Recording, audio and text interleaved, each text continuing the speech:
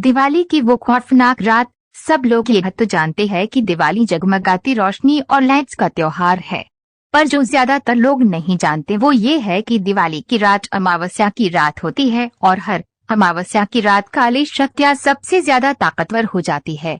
लेकिन 19 साल का सुमित इस बात से अनजान था। वह अपने दोस्त विजय के साथ दिवाली की रात सड़क पर घूम रहा था। तभी विजय की नजर मंदिर के पीछे एक सुनसान से घर के पीछे गई। वहाँ एक सुंदर लड़की लाल साड़ी पहनी दिया जला रही थी।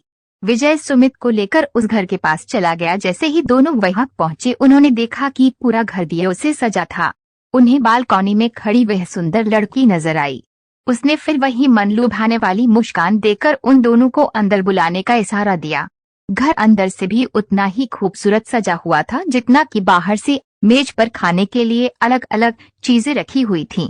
सुमित ने जिसे एक लड्डू उठाकर खाने लगा, पर उसके हाथ से गलती से वह नीचे गिर गया। जैसे ही सुमित लड्डू उठाने के लिए नीचे झुका, उसने देखा कि मेज के नीचे एक भयानक काली परछाई थी जो सुमित को देखते ही कहीं गायब हो गई। सुमित जैसे ही विजय को यह बताने ऊपर उठा, उसने देखा कि विजय सीढ़ियों के ऊपर खींचा चला जा रहा था। सुमित बेहद घबराने लगा था।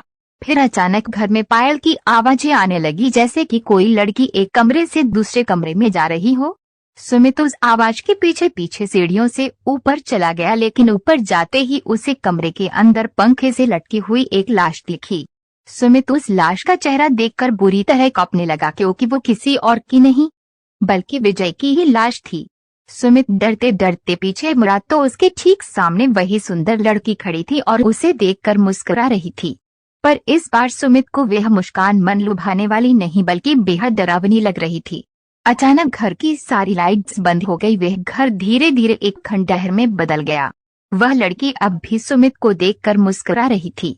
अचानक लाल साड़ी पहनी हुई उस लड़की के बाल सफेद और लंबे होने लगे और आंखें एकदम लाल पड़ गई और चेहरा एकदम डरावना हो गया था।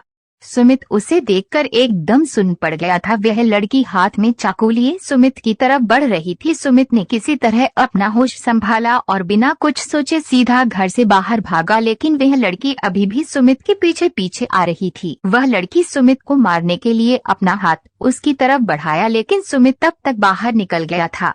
उसने जल्दी से घर का दरवाजा बाहर से बंद कर लिया। वह लड़की उस दरवाजे को अंदर से बहुत ही तेज से ठोक रही थी, लेकिन अचानक ठोकने की आवाज बंद हो गई और फिर सुमित को उस लड़की के चीखने की आवाज सुनाई देने लगी, जैसे वे उस घर के अंदर कैद हो गई हो। सुमित वहां से जल्दी से निकला और अपने घर जाकर चुपचाप सो गया। अगली सुबह जब सुमित उठा तो उसकी माँ ने बताया कि उसका दोस्त विजय कल रात से लापता है। तब सुमित ने पूरा किस्सा अपनी माँ को बताया। माँ ने उससे कहा कि कई साल पहले दिवाली की रात एक लड़की ने उस घर में आत्महत्या की थी। तब से उसकी आत्मा उसी घर में भटकती रहती है। किसी को कभी पता नहीं चल पाया कि उसने आत्महत्या क्यों की थी और उस घर में कोई भी नहीं जाता। ये बात सुनकर सुमित पूरी तरह हिल गया। वह ये यकीन करना चाहता था कि जो भी उसके साथ हुआ वह एक बुरा सपना था, पर उस रात के बाद उसका दोस्त विजय कभी वापस नहीं आया और सुमित को आज भी दिवाली की वो खौफनाक रात और उस लड़की की भयानक चीखें सोने नहीं देती।